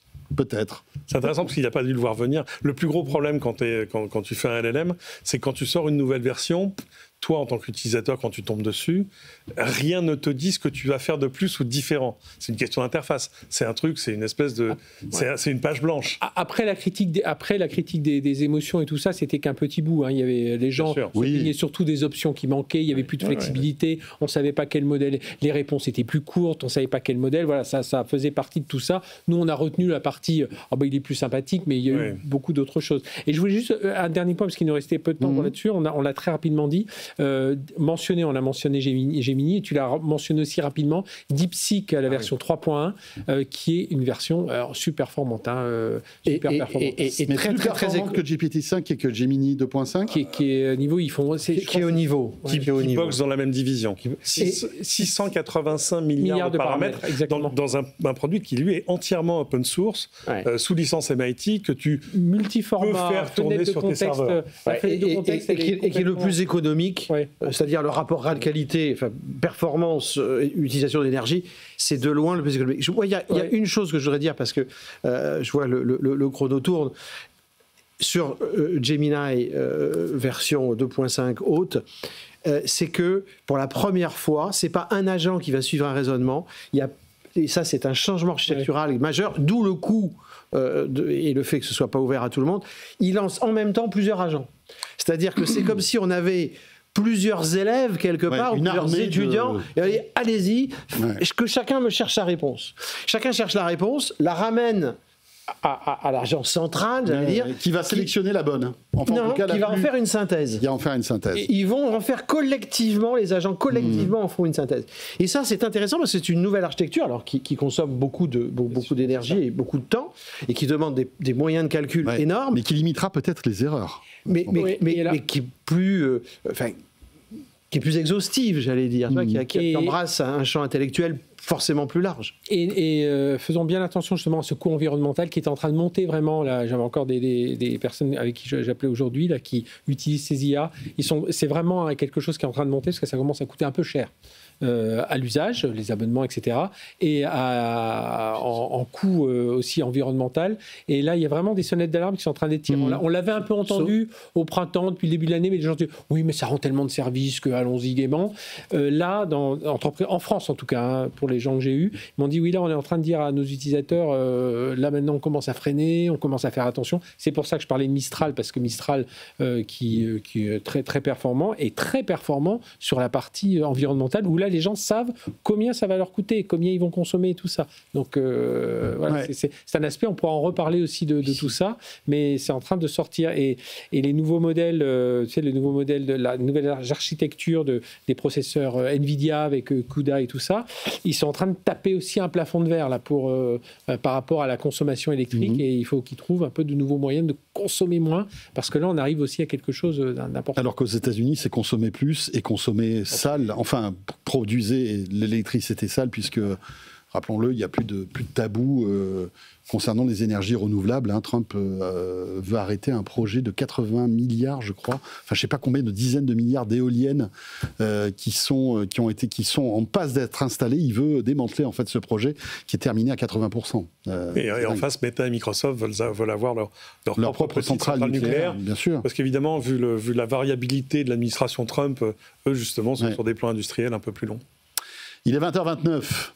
Nous avons Fabien dans l'oreillette qui nous dit « Il faut passer à autre chose, les amis ». Alors, vous savez quoi ? On s'exécute, on est bien éduqués. On va revenir dans un instant. Petite pause et on va attaquer notre dernière demi-heure de Tech & Co, la quotidienne. Et on va parler d'Apple. Pas mal de choses à raconter sur Apple. On va rester dans l'intelligence artificielle puisque Apple se cherche aussi et essaie d'avoir une solution qui tienne la route en termes d'IA. Et puis Apple qui s'apprête à sortir des iPhone 17 et peut-être même un nouveau produit, un assistant robotique d'Opel Intelligence Artificielle. On parle de tout cela dans une minute. Merci de nous suivre. C'est Tech & Co, la quotidienne sur BFM Business. Tech & Co, la quotidienne sur BFM Business. Tech & Co, la quotidienne, le débrief de la tech. Voilà le retour de Tech & Co, la quotidienne. Il est 20h31. On termine à 21h parce que le nouvel horaire de Tech & Co, la quotidienne, dorénavant, et ce sera comme ça tout au long de cette nouvelle saison, 19h30, 21h. On commence une demi-heure plus tôt. Comme ça, Fred pourra se coucher un petit peu plus tôt. Et oui. Hein, ça, c'est une bonne nouvelle, Fred. 21h30, t'es au dodo. Voilà, presque. Parce que souvent, on fera des émissions, on aura des choses sur la tech aussi, entre 21h et 21h30. On aura des émissions de Tech & Co, sur les jeux. On vous réserve plein de bonnes choses, évidemment. Toujours Yves Maître qui est avec nous, Cédric Ingrand, Frédéric Simotel. Et pour cette dernière demi-heure, on va évoquer Apple avec pas mal d'actualités concernant Apple et la firme de Cupertino qui préparerait pour 2027, écoutez bien, un assistant robotique dopé à l'intelligence artificielle. Alors selon Bloomberg, la firme donc de Cupertino planche sur ce robot qui sera un compagnon interactif pensé pour s'intégrer au cœur de la maison connectée. C'est un projet qui s'inscrit dans la nouvelle stratégie d'Apple centrée sur l'IA et la domotique. Julien Thibault nous explique tout ça et après, bien évidemment, on vous donne notre avis. D'ici 2 ans, Apple pourrait poser sur nos bureaux un compagnon IA bien réel. Le projet encore confidentiel prendrait la forme d'un robot de table, un écran type iPad monté sur un bras robotisé, capable de pivoter et de se déplacer pour suivre l'utilisateur. L'appareil pourrait même attirer l'attention de son propriétaire. L'objectif, devenir un véritable compagnon du quotidien, capable d'intervenir dans une discussion, de recommander un resto ou encore de participer à l'organisation d'un voyage. L'entreprise américaine plancherait aussi sur un écran connecté pour la maison et un écosystème d'objets intelligents comme des caméras de sécurité, le tout relié par un nouveau système d'exploitation nommé Charismatic, une feuille de route ambitieuse avec un léger hic. Après les déboires de son assistant IA, Apple a besoin d'un Siri nouvelle génération haut niveau. Attendu pour 2026, celui-ci devrait être repensé autour de modèles d'IA plus puissants et promet des interactions plus naturelles et personnalisées. Voilà donc pour ce projet un peu mystérieux. Ça fait un moment qu'on en parle de ce... Ça ressemble un peu à un Echo Show avec un bras robotisé, boosté au Siri. Voilà, tiens, puisqu'on parle de Siri, peut-être avez-vous suivi ce long épisode, cette polémique Luc Julia concernant Siri, qui a explosé sur YouTube et sur les réseaux sociaux. On vous la fait courte, mais en fait pas mal de youtubeurs et d'influenceurs tech, notamment spécialisés dans l'IA, remettent en cause l'expertise de Luc Julia concernant sa participation à la création de Siri à l'époque et d'une manière plus globale, son niveau d'expertise dans l'intelligence artificielle générative. Alors, il se trouve qu'on se sent un peu visé avec Fred concernant Luc Julia, parce que Luc Julia est quelqu'un qu'on reçoit souvent dans Tech & Co, qu'on aime beaucoup, qu'on connaît et dont on ne doute pas une seule seconde de la pertinence de ses propos et de son niveau d'exigence et de technicité dans l'intelligence artificielle. Et ce qui s'est passé cet été, on va essayer un petit peu de le décortiquer lundi prochain, parce que lundi prochain, en exclusivité, Luc Julia sera notre invité dans Tech & Co pour en fait répondre à tout ce qui s'est dit cet été le concernant, et on essaiera aussi de le pousser un peu dans ses derniers retranchements concernant Siri, concernant on va dire tout ce qu'il a fait dans le domaine de l'intelligence artificielle. Je sais que tu le connais, Yves. Et enfin voilà, donc on remettra un petit peu les pendules à l'air. Ce sera lundi prochain, juste après le débrief de l'ActuTech à 21h. Luc Julia sera avec nous sur le plateau en direct. Voilà, on referme la parenthèse. Est-ce que vous y croyez, vous, à ce robot Apple On comprend qu'Apple ait envie de le faire. Parce qu'il y a toujours une tentation d'étendre l'écosystème, si tu veux. C'est le même truc que l'Apple TV, mais l'Apple TV, c'est plus simple, plus discret.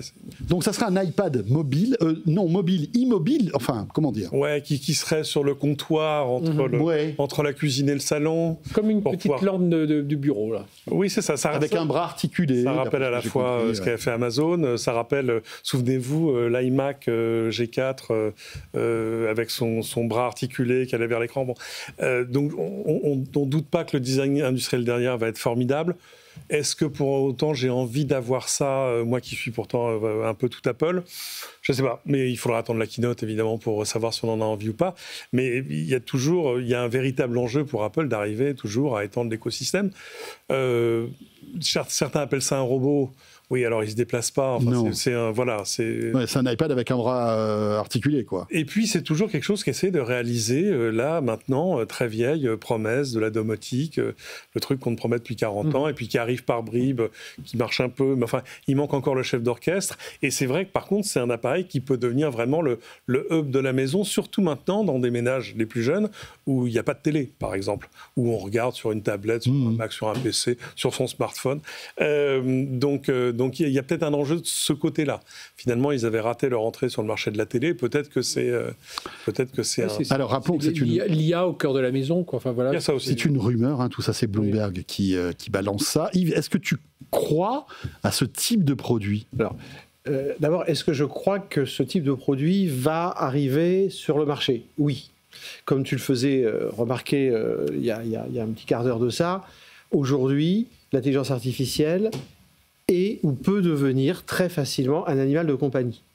Donc cet animal de compagnie, il va falloir qu'il se matérialise dans quelque chose, d'une manière ou d'une autre. Je dirais même une compagnie. Une compagnie. Parce qu'un animal de compagnie, c'est presque un peu réducteur dans le sens où... C'est pas péjoratif dans mon propos. Je comprends, mais en fait, c'est une compagnie. Finalement. Peut-être même sa compagnie, ou son compagnon. Mais c'est pas un compagnon physique, mais un compagnon intellectuel. Moral, intellectuel, psychologique, un coach, quelque part. Okay, un type de coach. Quoi qu'on y arrivera, on a vu des modèles au CES, compagnon pour être physique. Hein. Okay. Oui, donc ça, Fred, c'est vrai que tu étais beaucoup intéressé à ça. Moi, j'étais un petit peu en retrait, j'avoue. Okay. Donc, il va falloir que ça se matérialise d'une manière ou d'une autre. Ça peut l'être dans son smartphone, dans son PC. Il est fort à parier que ça se fasse différemment. On le voit que Meta et Google sont aussi en train de travailler. Enfin, il y a pas mal de rumeurs là-dessus. Donc, je pense que ça pourrait être dans un robot ou dans autre chose. Mais le robot paraît... Enfin, je ne vois pas pourquoi les robots ne vont pas pouvoir intégrer des capacités intellectuelle, entre guillemets, avec de l'intelligence artificielle. Et quand on voit les progrès et la diminution des prix des robots, aujourd'hui, il y a des usines de robots qui fabriquent des robots. Hein, je veux dire, c'est juste une réalité. Mais c'est pas encore entré dans les mœurs. C'est-à-dire que c'est des robots qui vont être ou dans des magasins ou dans des usines. Enfin voilà, je veux dire, on va pas aujourd'hui sur Amazon, on ne commande pas son robot. Tu vois ce que je veux dire ? C'est pas encore Alors, le cas. En Chine, il y a une entreprise qui a déjà décidé de commercialiser des robots. De mémoire, c'est de l'ordre de 3 000 euros. C'est Unitree ou... Je sais plus, François. J'ai lu ça pendant les congés. J'ai passé un quart d'heure, 20 minutes. J'ai oublié. Okay, les vacances, j'ai oublié. Mais donc, on sent... Quand j'oublie tout. Oui, voilà. Rien à faire du tout. Ça. Donc, on sent qu'on va dans cette direction. Combien de temps il va falloir, j'en sais rien. Par contre, ce qu'on voit arriver, ce sont des agents virtuels sur le web, et on en parlait tout à l'heure avec Gemini 2.5 extra, super extra, qui font du travail, c'est-à-dire qui vont commander les billets d'avion, qui vont réserver les hôtels, qui vont réserver le taxi à l'arrivée à l'aéroport à notre place. Okay, donc on sent bien que dans les 2026, 27, 28, 29, c'est sûr et certain que ça va être après les smartphones, après l'intelligence artificielle, on rentre dans le monde des agents. Je veux dire par là qu'on ne cherchera plus son billet d'avion soi-même, tout seul, ce sera une IA qui le fera pour nous. Absolument. Et elle ne se trompera pas. Et absolument. Voilà. Et elle commandera le billet et le taxi pour venir nous chercher le matin, pour être sûr qu'à 8h du matin, on loupe pas je ne sais pas quoi pour aller à l'aéroport. Donc, les années à venir, ça va être les années des agents. Et Apple va prendre ce chemin forcément. Mais bien sûr, avec Siri, avec une matérialisation hardware, puisque Apple, c'est l'intégration du software et du hardware. Donc, je ne vois pas comment Apple ne pourrait pas travailler sur une telle chose dans l'avenir. C'est intéressant parce que de presque... il y a 20, 30, 40 ans, on te promettait l'arrivée de ton robot majordome, tu sais, à la maison. En fait, on était quand même toujours bloqué par ce truc d'arriver à faire se déplacer une machine dans ton environnement. Et ce qui est intéressant, c'est que finalement, c'est pas les pieds qui étaient importants, c'était la tête. et d'avoir tout ce que les agents vont pouvoir faire pour toi, de fait, presque automatiquement, au quotidien, même sur la sécurité, sur la gestion de l'emploi du temps de la famille. Tu peux rentrer chez toi et dire, au fait, mais ma fille est rentrée? Non, elle est partie ce matin. Oui, elle est partie à 8h à l'école, etc., etc. C'est toutes les choses dont tu as envie. Alors après, évidemment, il y a d'autres robots qu'on attendra, ceux qui vont aller plier tes chemises, faire le ménage, ranger la cuisine, mais c'est pas forcément la même machine. Moi, je pense que Apple alors, pas comme tu l'as dit dans un domaine de service, parce que là aujourd'hui, moi j'étais aux États-Unis cet été, ça y est, dans la rue on voit des robots, bon à l'aéroport ça, mais on le voit aussi à Paris, mais dans la rue tu vois des robots qui livrent des choses, qui prennent les déchets. T'en as vu ça aux US? Ah oui, j'en ai vu, oui. Oui, j'ai vu, j'avais envoyé, je crois que je t'avais envoyé une vidéo. Oui, ça, tu m'avais envoyé une vidéo. Et ça, par contre, je pense que dans le domaine domestique, pour moi, Apple, si c'est un type d'équipement comme ça, ils font fausse route. Moi j'ai été profondément marqué au dernier CES par les écrans Samsung. Et je me dis, la télé va devenir le hub de la maison. C'est là où on aura tout. On aura un grand écran, tu peux avoir un plus petit écran, mais un écran mobile qui ira partout. Et je pense que c'est là où, moi, je serais Apple, je me concentrerai beaucoup plus sur une interface télé. Après, on se balade avec son téléphone, sa tablette, si on veut. Et alors, je crois bien sûr aux agents, dire, tiens, demain, je dois aller à tel endroit, à quelle heure doit être mon taxi, tout ça, on lui parlera. Mais je pense que la télé va vraiment être le Pour toi, c'est le hub, c'est-à-dire que c'est le point d'entrée l'un des points d'entrée de la maison de l'IA. C'est la télé. C'est à partir de la télé, grand écran. Ouais, on pourra, si on veut, tout à fait d'accord avec toi. Moi, enfin voilà, chacun son. Non, mais bien sûr. Moi, vraiment, quand j'ai vu ce que Samsung nous a présenté, notamment au CES, je me suis dit, mais attends, mais évidemment que c'est ça. On va avoir un écran dans chaque pièce. Et puis voilà, c'est elle qui va tout piloter. Et dans une pièce, ça sera miroir, machin, quelle crème je mets. Dans une autre, c'est je m'habille. Dans une autre, c'est j'ai les informations, en même temps, j'ai la météo. Et en bas, je vais me dire, attention, ton taxi arrive dans 10 minutes. Mais alors, des petits écrans comme ça, non, pour moi, c'est fausse route dans le domaine domestique. Après, dans le domaine plus grand public. Bon, écoutez. Moi, dans le domaine plus professionnel. Je pense qu'aujourd'hui, si on regarde la démographie des sociétés les plus occidentales, chinoises, japonaises, on voit que la population vieillit. Un des problèmes de la population qui vieillit, c'est de rester dans son environnement, dans sa maison, dans son appartement. Aujourd'hui, c'est une vraie problématique pour ces gens-là et pour les gens qui les entourent.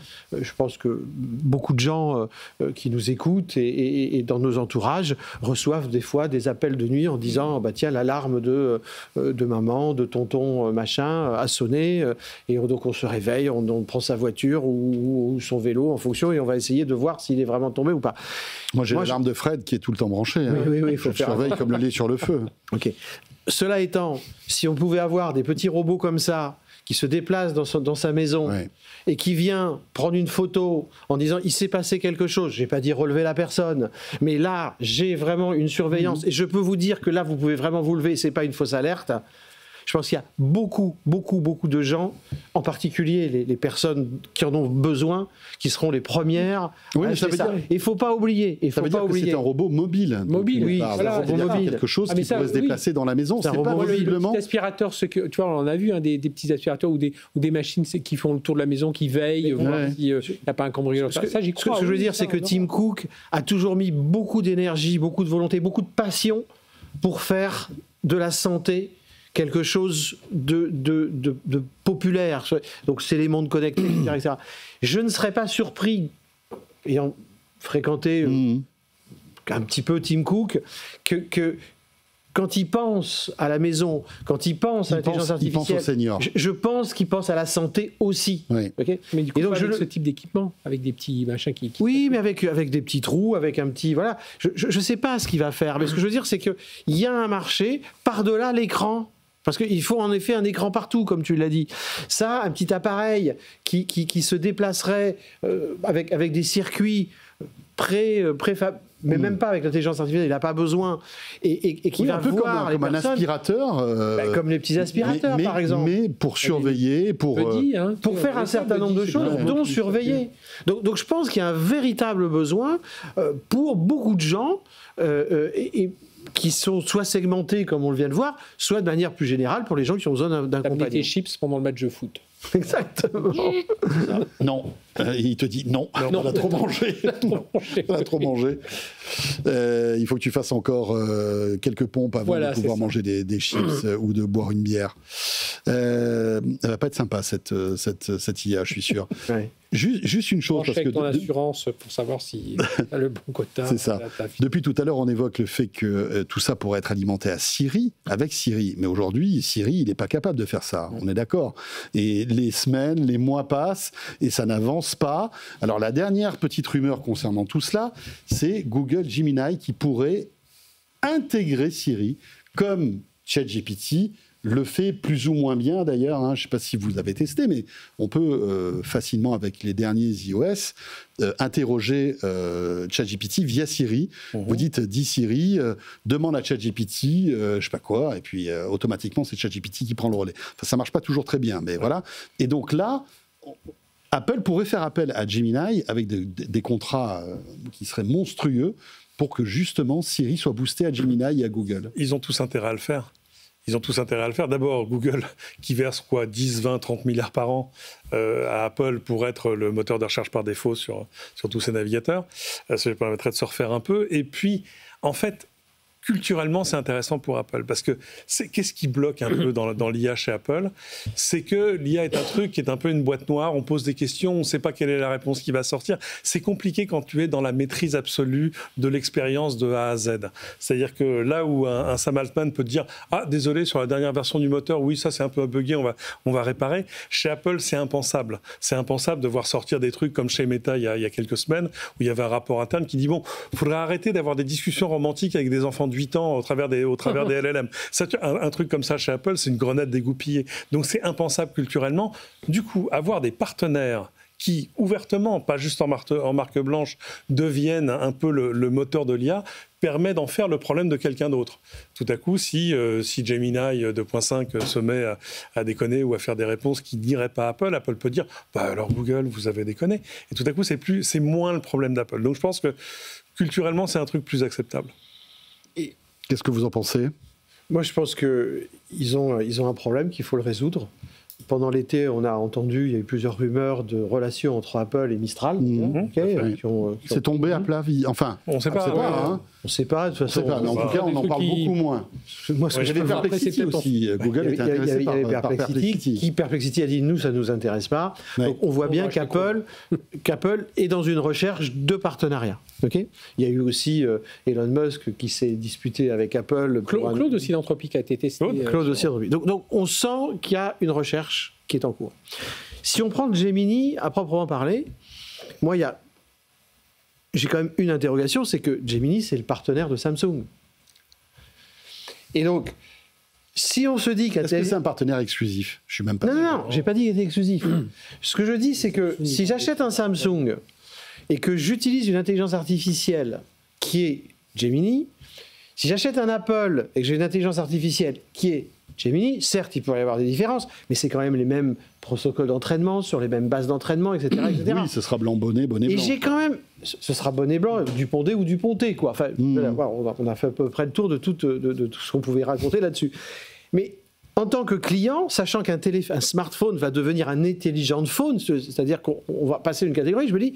Qu'est-ce qui va différencier cette partie intelligence si je suis Samsung ou si je suis Apple? Mais tu veux dire par là que ça va affadir un petit peu c'est une question. La puissance d'Apple? C'est une question. Moi, il y a une autre différenciation d'Apple. Il y a une autre question que je me pose, c'est la vie privée. Alors, parce que Apple... C'est là-dessus que je voulais venir. Bon, ben voilà, alors vas-y, enchaîne. Non, mais c'est-à-dire qu'aujourd'hui, on est d'accord, enfin, on le dit souvent, Apple a un retard sur la techno. Alors peut-être qu'ils ont au même niveau que les autres, mais ils ont justement ce problème sur la préservation des data, sur tout ce qui est à partie RGPD. Bon, je pense que plus globalement, et on l'a vu d'ailleurs, puisque Ryoming Pang, là, qui était l'un de ceux qui travaillent sur les Apple modèle Fab, l'intelligence d'Apple modèle Fab, il a été débauché, c'est lui dont je parlais tout à l'heure, 200 millions par Meta. Donc on voit que chez Apple, quand même, ça patauge un peu dans l'IA, même si cet été, on a appris que Apple avait vendu expédié son 3 milliardième iPhone. Enfin voilà, ça marche. Tim Cook va investir encore 600 milliards aux États-Unis. Enfin bon, mais côté IA, on sent que ça patauge un peu. Alors, il y a sans doute la techno qui perd un peu, mais derrière, il y a la partie financière, c'est-à-dire, il faut voir, tu vois, Claude Anthropic, ils ont trouvé que c'était trop cher, ils l'ont écarté. Peut-être qu'avec Gemini, il y aura des accords beaucoup plus simples. Et puis surtout, et ça, on n'en parle pas assez, on n'en parle pas assez, on ne met pas assez le point là-dessus, c'est tout ce qui concerne la préservation de la data et tout ce qui est lié au RGPD et tout ça. Et là-dessus, Apple doit être très vigilant parce que quand on fait ses recherches... On est d'accord que Google, c'est pas le meilleur des partenaires dans ce domaine. Oui, voilà, mais attendez, là, vous parlez de deux choses différentes. Parce que, à mon sens, Siri, il y a un Urbi et un Orbi. Le Urbi, ils l'ont déjà montré en démo. C'est-à-dire ce que le Siri serait capable de faire, évidemment, j'ai mon Siri qui se déclenche 3 fois par minute, serait capable de faire en local, parce que c'est aussi ça la promesse de la préservation de ta vie privée. C'est ça qui ferait la différence avec un Samsung pour moi. Tout à fait. Mais en revanche, là où Apple pêche, c'est pour toutes les requêtes vers l'extérieur, c'est-à-dire toutes les choses qui sont de l'ordre de la réflexion, où il faut aller chercher des sources en ligne, où il faut là un vrai gros moteur de LLM, et pas juste quelque chose qui est capable d'exploiter tes propres données à l'intérieur de ton smartphone. Donc en fait, c'est un Siri qui, à mon sens, va devoir concilier les deux ou supplémenter l'un avec l'autre ou interfacer l'un avec l'autre. Mais il est évident que Apple va jamais... mais tu mets un coup de canif sur le contrat. Non, parce qu'Apple va jamais faire fuiter tes infos à toi chez Google. Ce serait impensable. Ouais, mais Google... Enfin, pas plus qu'ils ne font aujourd'hui en laissant Google comme moteur de recherche par défaut. C'est pas forcément impensé. Après, ça dépend, tu vois, des caractéristiques juridiques qui vont être mises en place dans le contrat qui va être signé. Tu vois, s'il dit ça doit aller dans un cloud spécifique, sur lequel on a la maîtrise, sur lequel on peut mettre des flags. L'image, tout le marketing d'Apple, c'est ça. La valeur ajoutée, la question que tu te poses quand tu achètes un iPhone, c'est tu te dis je paye plus cher que 90% de la population mondiale pour sauvegarder un peu mieux ma vie privée. C'est évidemment... C'est à grands traits, évidemment, mais ça reste quand même, ça fait partie vraiment à la fois de l'éthos et de la communication d'Apple. Ah, tu as parlé d'acheter un iPhone. Ouais. Ah oui. Alors bon. Il nous reste 4 minutes. Est-ce que vous allez acheter le prochain iPhone 17, les amis ? On commence à avoir pas mal d'infos qui fuitent au grand désespoir de Tim Cook, qui essaie à chaque fois de colmater... tout cela, mais vous savez, quand vous fabriquez plus de 100 millions de téléphones quelques mois avant sa sortie, c'est compliqué de... c'est ça, Yves, le problème. C'est que quand tu fabriques en amont des dizaines et des dizaines de millions de téléphones, il y a forcément une fuite qui se passe quelque part. D'autant plus que les téléphones ont été testés sur les réseaux des opérateurs avant. C'est-à-dire que les opérateurs les ont eu au mois de juin dans leur laboratoire pour faire tous les tests. Alors même s'ils sont dans des coques un peu machin, etc. Bon, bref. Qu'est-ce qu'on sait sur ces iPhone 17 la vraie grosse nouveauté, c'est l'iPhone Air. C'est un iPhone plus fin, vraiment plus fin. On est, je crois, sous les 5 000. Ça a l'air terriblement fin. Pourquoi pas, intéressant. Qui ne remplace aucun des appareils de la gamme, ni l'iPhone, ni l'iPhone Pro, ni le Pro Max. Les Pro et Pro Max... Il remplacerait le plus, d'après ce que j'ai compris. Ah oui, ok. Mais celui... C'est-à-dire qu'il rebaptiserait le 17, non pas plus, mais R. Oui, mais ce serait plus fin. Encore. Voilà, mais vraiment plus fin. Et puis pour le reste, il y aura évidemment, mais ça c'est normal, beaucoup d'améliorations incrémentales. Il y aurait un peu plus de mémoire, on sera à 12 gigas. Il y aurait... Meilleure photo. 24... Il parle de ça, finesse, photo, performance, et puis... mais la photo sera meilleure. Plus de fluidité sur l'écran. Ils disent mais la photo sera meilleure non pas sur le 17R, mais sur les 17 Pro et Pro Max. Oui, parce évidemment. Il faut que ça rentre dans la machine. Voilà. Quand même, il y a toujours une motivation à te faire payer 2 000 € pour un smartphone. La limite physique de la finesse, c'est que vous ne pouvez pas mettre des appareils photo aussi performants que sur des téléphones plus épais, parce que ça se comprend, il y a moins de lentilles, il y a moins de composants électroniques qui font que vous avez une meilleure qualité de photo. Quoi. Ouais. Les choses qui vont se voir le plus, c'est que l'iPhone Air existerait en bleu, pendant que les autres gagneraient une couleur orange. Oui, parce que si tu n'as pas de nouvelle couleur, comment tu sais que tu as un iPhone plus récent que le voisin? C'est le seul enjeu. Si tu as l'iPhone Air, je pense que là, il y aura quelque chose, une différenciation quand même. On nous a vendu le 15 en disant « Ouais, regardez, le titane, c'est fantastique ». Et après, ils sont en train de revenir du titane pour revenir à l'aluminium. C'est moins fantastique. Ouais, c'est moins fantastique. C'est peut-être plus compliqué à usiner. Enfin, ça se comprend. Clair. Non, c'est des chouettes machines. Après, qu'est-ce qui justifie le saut du 16 au 17 ?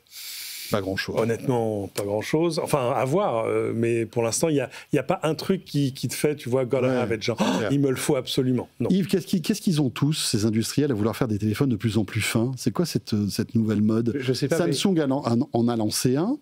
Apple s'apprête à lancer un. Est-ce que c'est pas aussi un galop d'essai pour le pliable? Alors, attendez. Voilà.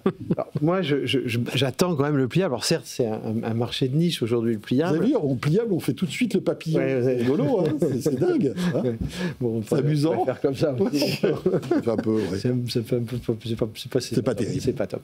Bon, donc oui. Moi, d'abord, avant toute chose, on a une émission d'1h30. On parle à la fin, pendant 4 minutes, de la sortie du nouvel iPhone. Il y a 3 ans, 4 ans, 5 ans, on aurait fait 1 heure d'émission sur le nouvel iPhone. Changement de temps. Cela dit, on sera là, normalement, tout ça est annoncé le 9 septembre. On en parlera longuement, puisque je sais que beaucoup d'entre vous qui nous écoutez, qui nous regardez, appréciez le fait qu'on puisse décortiquer tout ça aussi. Donc, voilà.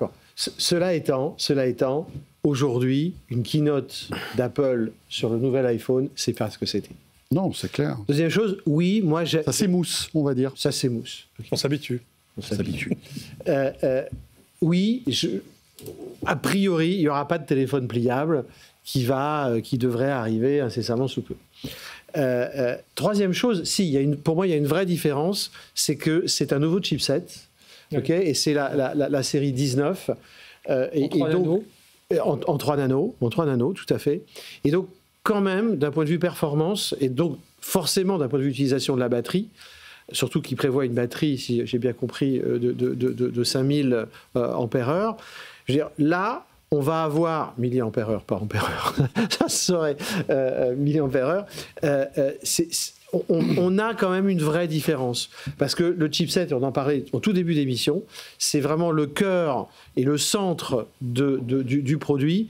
Avoir un produit de toute dernière génération, probablement le meilleur chipset qui existe au monde, ça va faire une vraie différence. Bon, en tout cas, une chose est sûre, Tim Cook va nous dire, c'est le meilleur iPhone qu'on ait jamais fait. Oui, et il est 48% plus fun que le précédent. Moi, j'adore. Il y a un dernier petit point, ça sera la réponse demain. Est-ce qu'il faut dire pliant ou pliable? Ça, c'était le grand débat à la sortie du premier smartphone de Samsung pliant. C'était le gros débat de vocabulaire dans les rédactions. Merci beaucoup à tous les trois. Voilà, ça fait du bien de se retrouver, sincèrement. Oui, vraiment. Tout à fait. C'est bien les vacances, mais c'est aussi bien de vous retrouver et de partager en fait tous ces sujets qui nous animent et qui nous passionnent tous les soirs. Merci beaucoup Yves, à très bientôt. Yves Maître. Très bientôt, bonsoir. Cédric. Salut mon François. C'est peut-être pas mal si tu étais dispo le 9. J'en prends bonne note. Pour nous commenter cette petite keynote Apple en direct. Avec plaisir. Ça serait cool. Et puis Fred Simotel, on se retrouve demain, Fred. Demain, exactement. Bien évidemment. Et avec d'autres débriefeurs que vous appréciez, on reviendra aussi sur quelques grands moments d'actualité de cet été. Très belle soirée, merci de nous avoir suivis. Vous avez noté le nouvel horaire de Tech & Co. 19h30, 21h, je compte sur vous. Ça change rien pour les replays et les podcasts qui seront à la même heure et au même endroit disponibles. Très belle soirée, à bientôt, à demain. Tech & Co, la quotidienne sur BFM Business.